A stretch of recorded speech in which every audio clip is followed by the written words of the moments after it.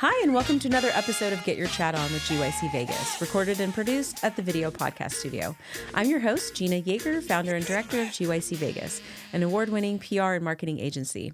We believe every company has a story to tell, and we're passionate about getting businesses recognized. At Get Your Chat On, we sit down with local professionals to get to know a little about their organization, their role, and their perspective on our vibrant business community here in Southern Nevada. On today's episode, we're chatting with Beth Flory, Chief Executive Officer of S.A.F.E in Henderson.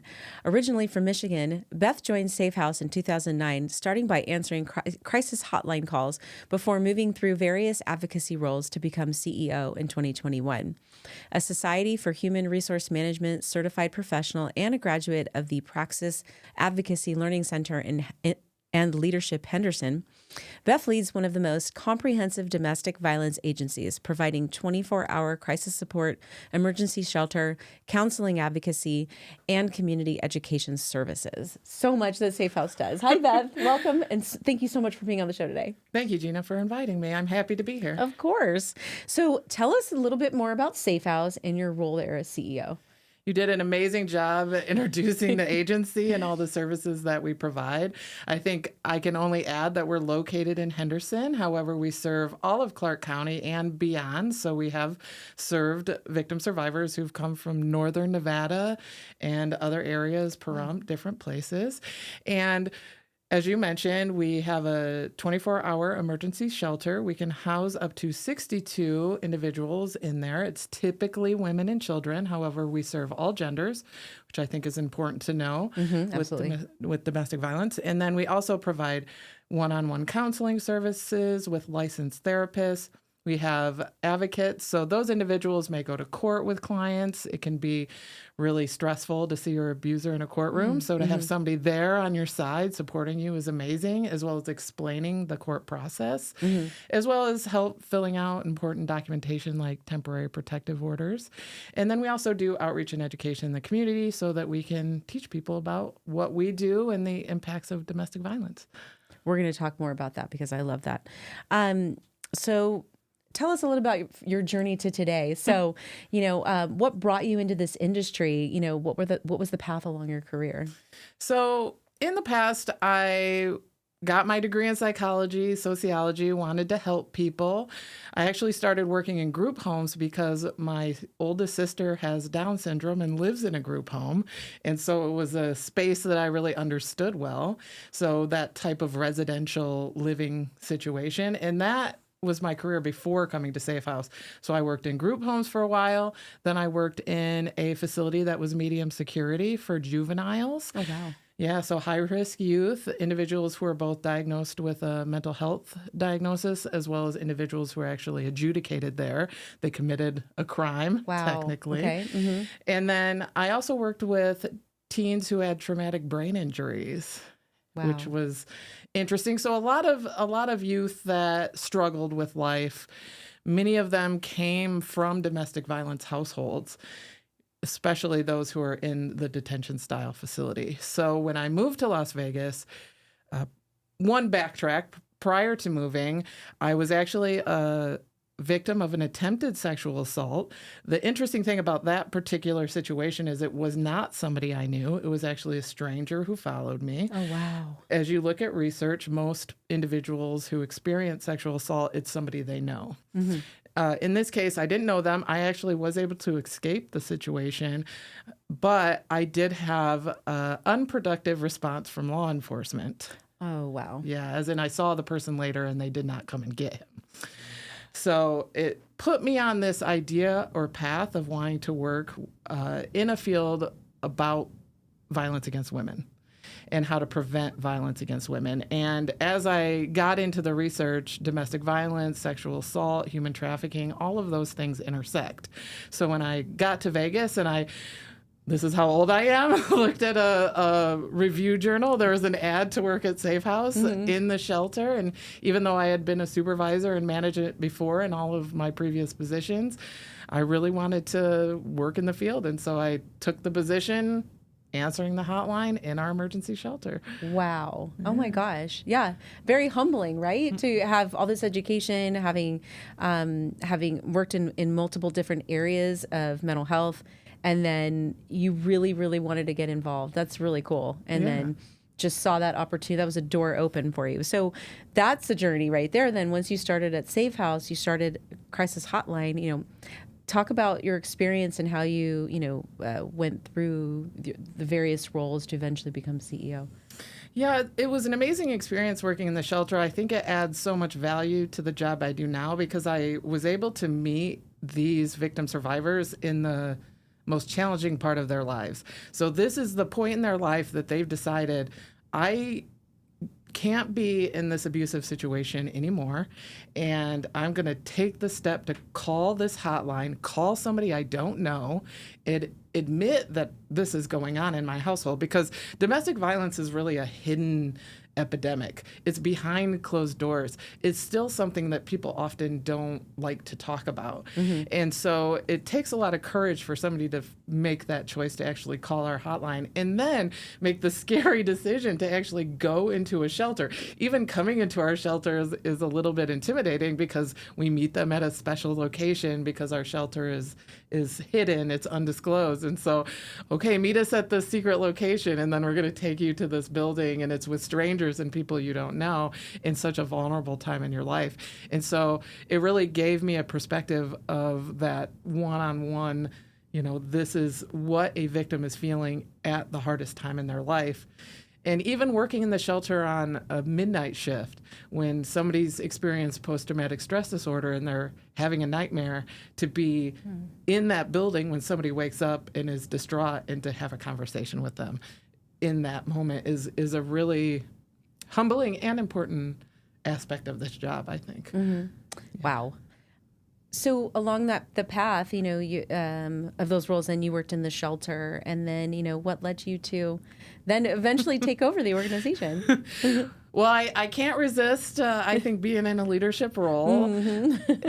Definitely in my previous jobs, I've always had this calling to help the people who work with the clients, and making an organization strong in their ability to do that, both in the policies that they have and how they operate, the staffing, and the philosophy or the culture of the organization, and having an influence on that. And so I did work as children's advocate first with the kids, and then it's really funny because the executive director, Julie Proctor, who is a founder of the organization, she started to realize that I had quite a lot of skills that as she said, I think we're underutilizing your skills. Right. And she had come off of, that's back in, the early or late 2000s. And we all know 2008 was a time of recession, and she had actually not rehired a human resources professional. And so after doing the child advocate job for several years, and she started to recognize I had all these kind of organizational and leadership skills, she opened up a position of human resources. And I had also gotten my master's degree in human resources, so I was a shoo-in for the position when she posted it, and I was able to come over and help her actually develop and run the organization and influence the culture and help, strengthen the policies.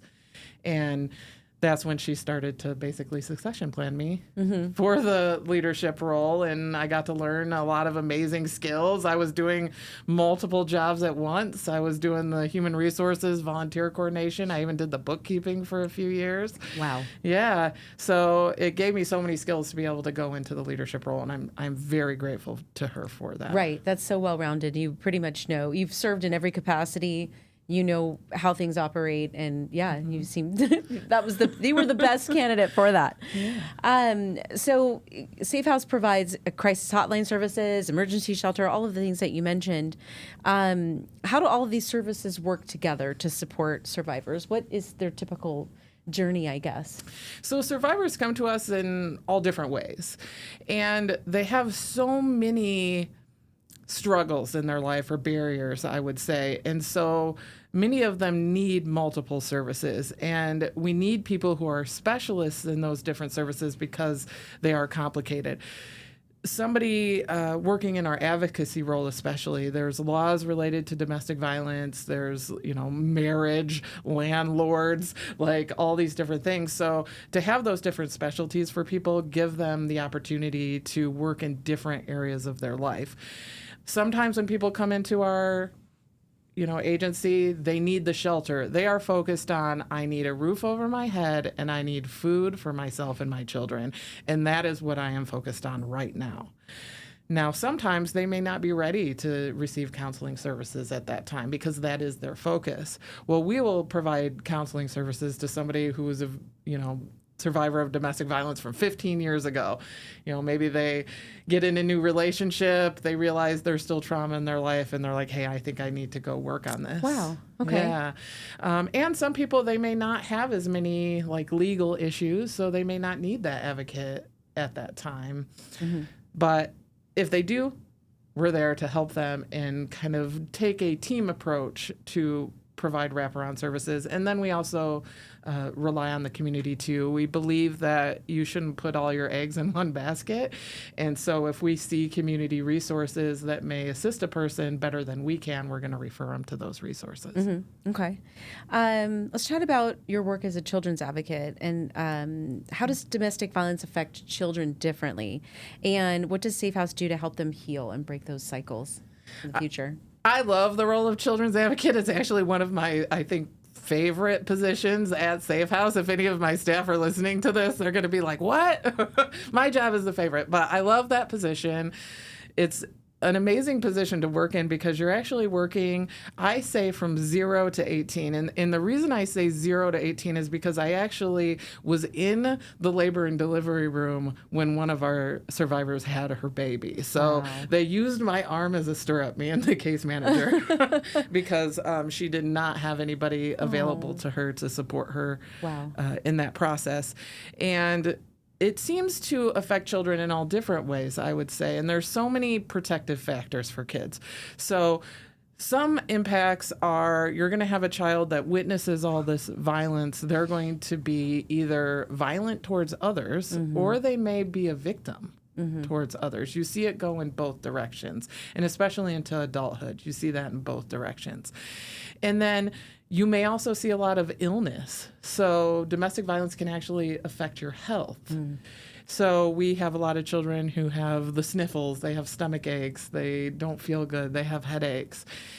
But one amazing part of research with children is that if they have one person in their life that's a positive influence, there's so much better outcome. So you see that with a teacher that they really care about, or a coach for a sports team, or in this case, the children's advocate, or maybe the volunteers that work in the children's program that really help them work through their situation. And one really funny thing, when I worked as children's advocate, I would interview typically the mom, of course, what are you worried about? And they would have so much worry about their child living in the shelter. And I used to say, oh, that's not going to be a problem. There are a ton of kids around here. They have friends right next door to them. These kids are going to have a blast in the shelter and never want to leave. And especially your 5-6-year-olds, in that range, they enjoy living in the shelter. And you really see them, maybe going from really timid or, maybe acting out towards others to becoming, much happier kids. And you asked how we do that. And we both have provided group activities, help with homework. Another outcome is there might be problems in school. They're switching schools a lot, or maybe, the violence in the household is really hard to focus on school. So we help with homework. We do after school groups. We do social activities. Help teach those skills. The children advocate works a lot with the parent to help teach those parenting skills. And then we've also provided counseling as well to children. What does the typical stay look like for a victim or survivor or her and her children? So it's all different. It really depends on each individual case. We've had individuals come in and 1 to 2 days, and they're like, hey, I just need to get out of here, and then I'm going to go stay with my family in California, and they're in and out.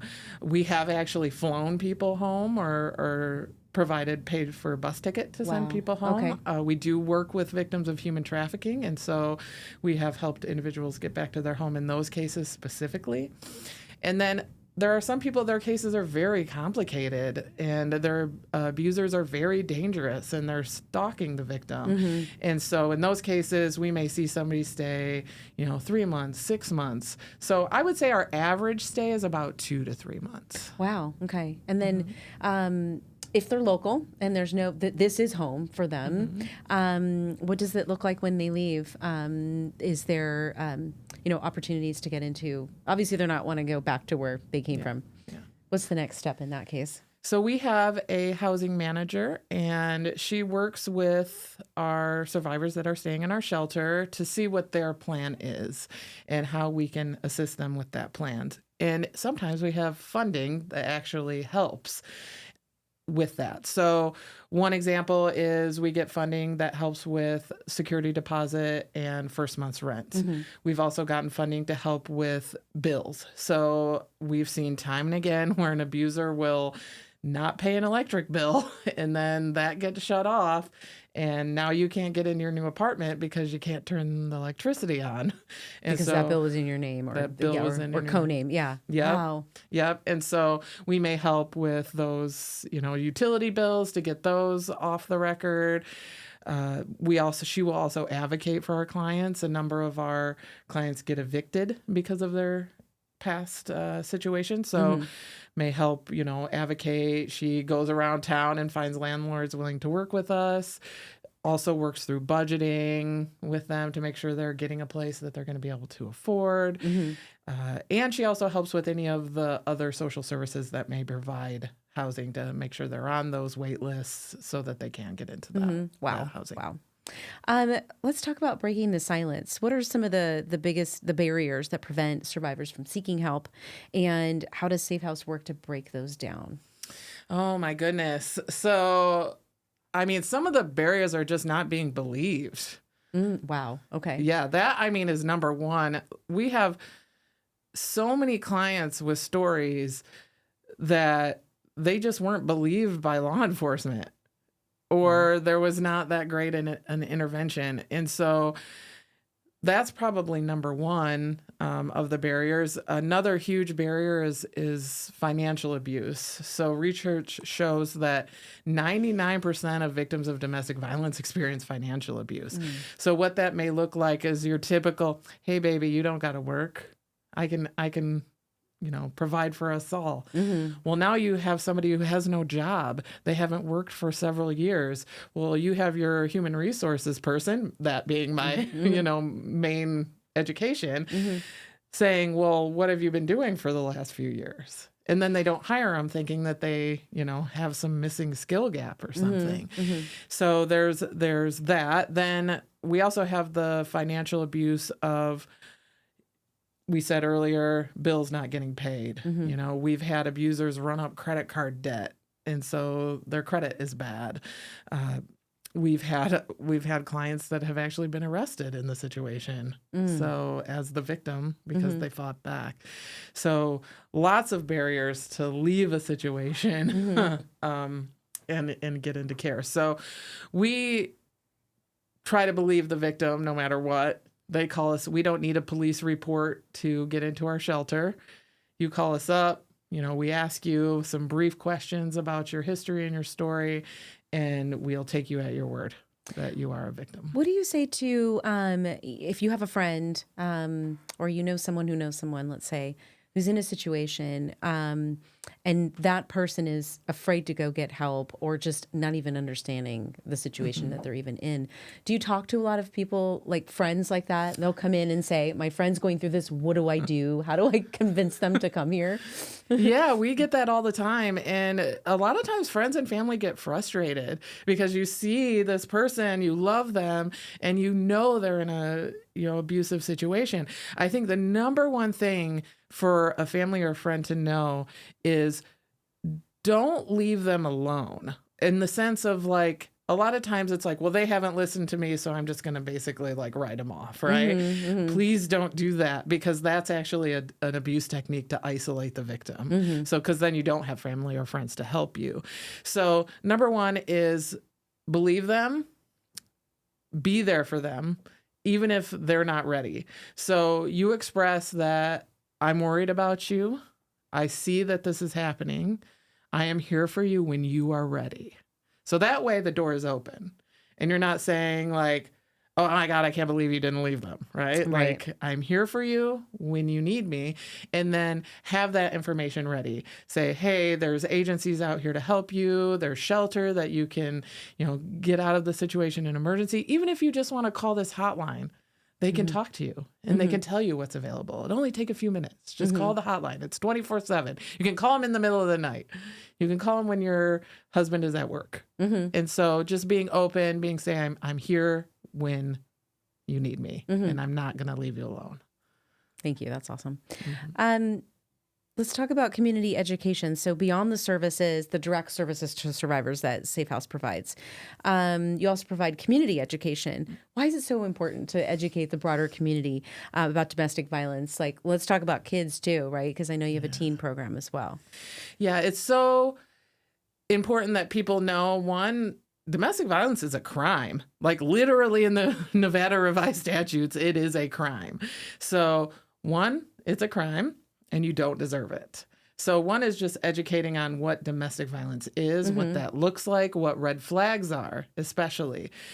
A lot of people, some of the things that may seem like awesome in the beginning is actually a red flag. One of the big ones is love bombing. Suddenly this guy is giving you huge presents, in the beginning of the relationship, telling you they love you right in the beginning. That's a huge red flag.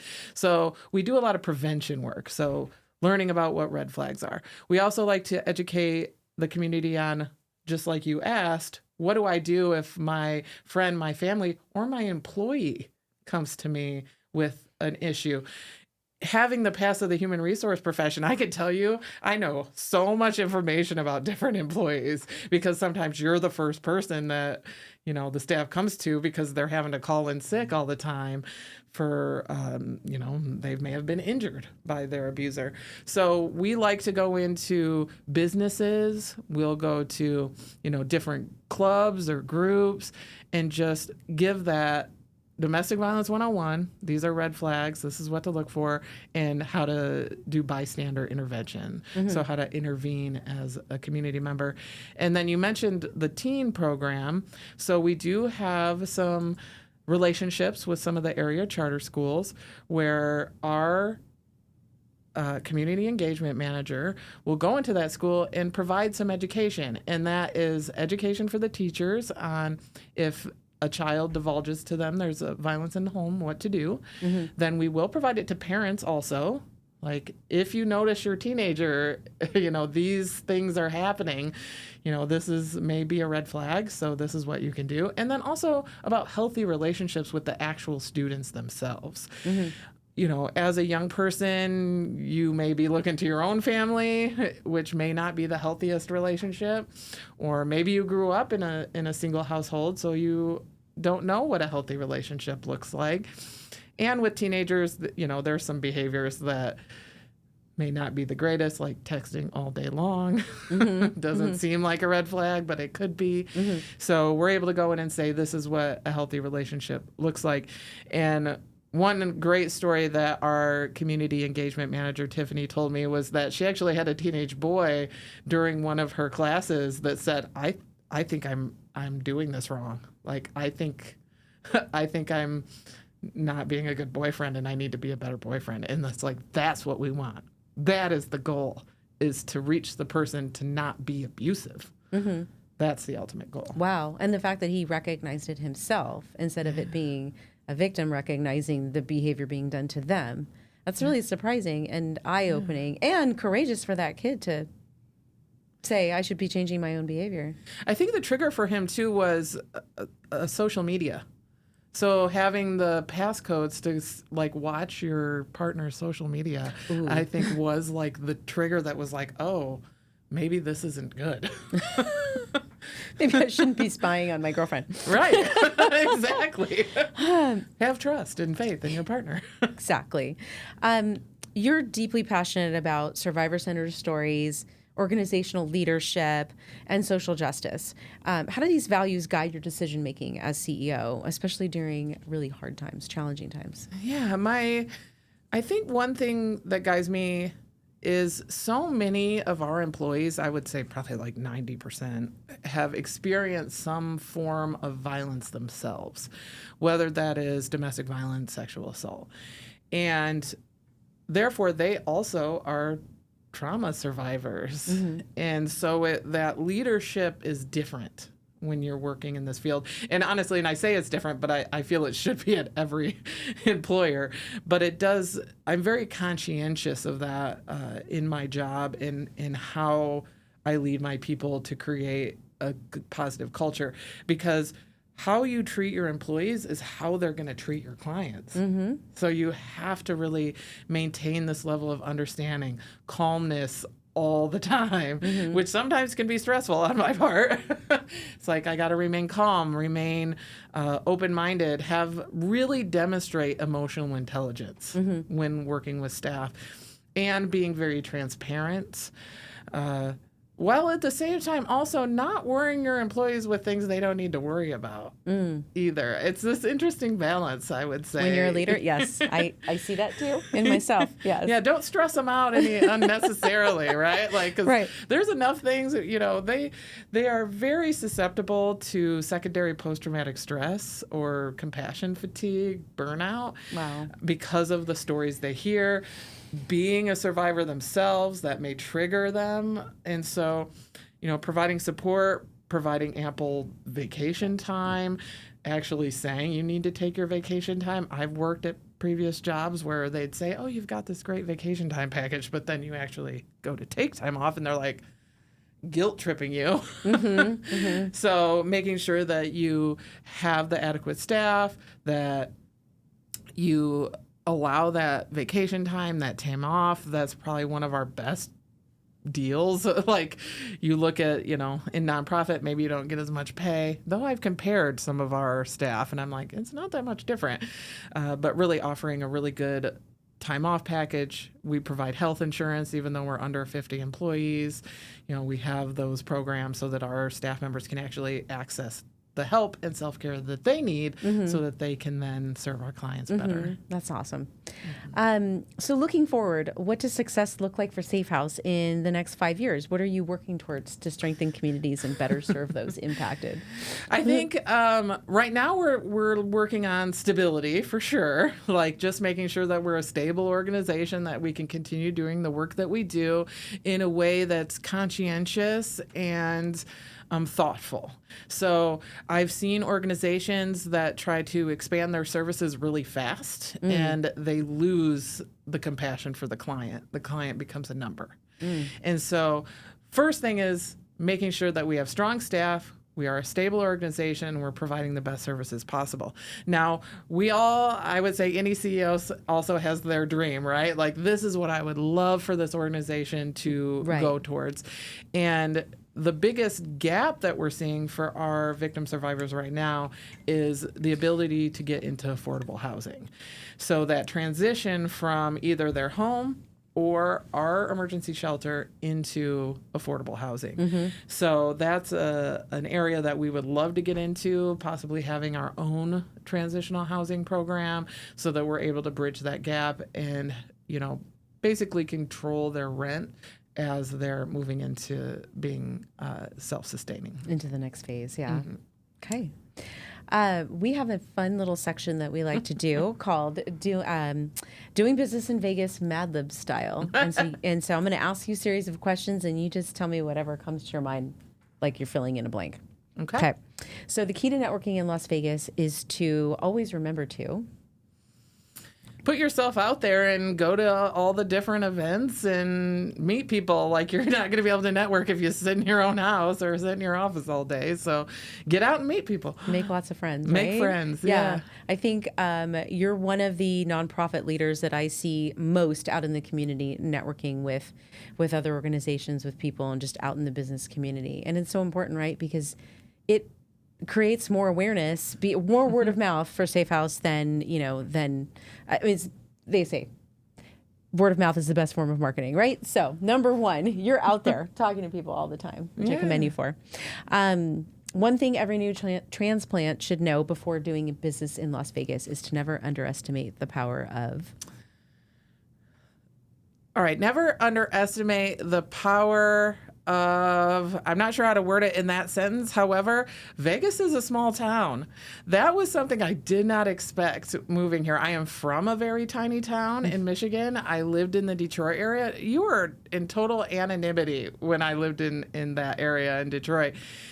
When I'm in Vegas and Henderson, I know so many people. Like, when I go out and about, I know so many people. So I guess don't underestimate the power of knowing people in your town. I'm not Small town, everyone knows everyone. Yes. Everyone knows everyone.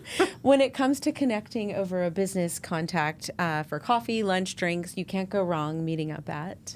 Ooh, so of course I'm going to have to plug, organizations that have supported us. One that has several times is Lazy Dog in Henderson, and I'm also a dog lover. So get to see some cute puppies if you go to Lazy Dog. I also meet up for coffee quite a bit at Mothership Coffee because they are very supportive of the community. Every single month they do a nonprofit drink.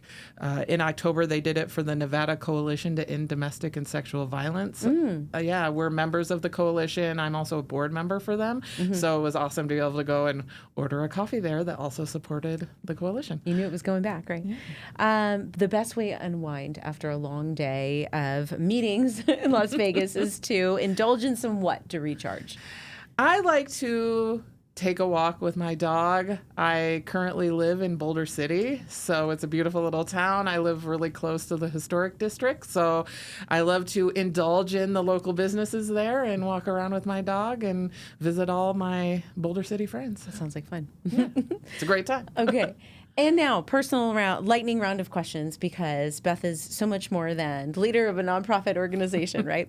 So if you could teleport anywhere in the world right now, where would you go and why? If I could teleport anywhere, it's been on my bucket list to go to Japan. It's been talked about a lot lately, so I think I would teleport to Japan. That sounds like fun. If you had a superpower, what would it be and how would you use it? Oh, a superpower. I would say, oh gosh, that's a difficult one. It's like all the things that I think of, I'm like, oh, I would not want that. Probably to teleport. To teleport. To be able to just go wherever I want, whenever I want. Snap your fingers and be in another place. Yeah. I love to travel. I love to go camping. I love to go to big cities. I love to go to, different art museums. So I would say to teleport is the one. See, you gave me the answer. Awesome. And then what's the most adventurous thing you've ever done, and would you do it again? The most adventurous thing I've ever done. Oh my goodness gracious. Well, I went on an overlanding trip. You did? In Moab with you. That was pretty adventurous trip. Yeah. A bunch of off-roading and not showering for multiple days. Yeah, and that's probably the most adventurous part. Having the mobile toilet. That's a fun one. I love that trip. It was a great time. I love that experience. It reminds you of, you have so many amazing things in your life, like your bed and your bathroom.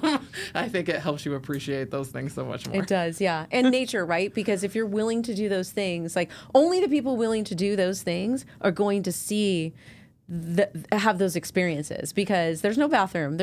You're miles from any road or from any store or whatever conveniences you have in life, right? Yeah. And so you're in places that you have that realization, not that many people have stood in this spot because they can't get here. Right. It's amazing. Yeah, I love that feeling too. So you would do it again. So I'm going to have to take you on another trip then. Yeah.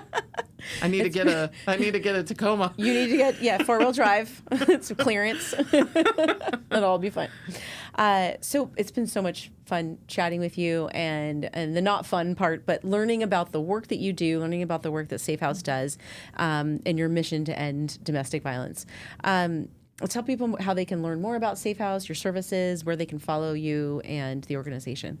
Absolutely. We have our website, safehousenv.org. It has all of our information on there that you can check us out, our different programs, our team of board members, and different services we provide. Then we also have Instagram, Facebook, LinkedIn, all those social media platforms under Safe House NV. And then if somebody is a victim of domestic violence and needs services, our 24-hour hotline is 702-564-3227. Thank you. Thank you so much. Well, that's a wrap for today's episode. Be sure to follow us at GYC Vegas on Instagram, Facebook, X, and LinkedIn, and subscribe to our channel wherever you stream podcasts. And if you want to learn more about how your business can enhance its marketing efforts through the power of PR, visit our website at gycvegas.com. Thanks for listening to Get Your Chat On with GYC Vegas, and we'll see you next time.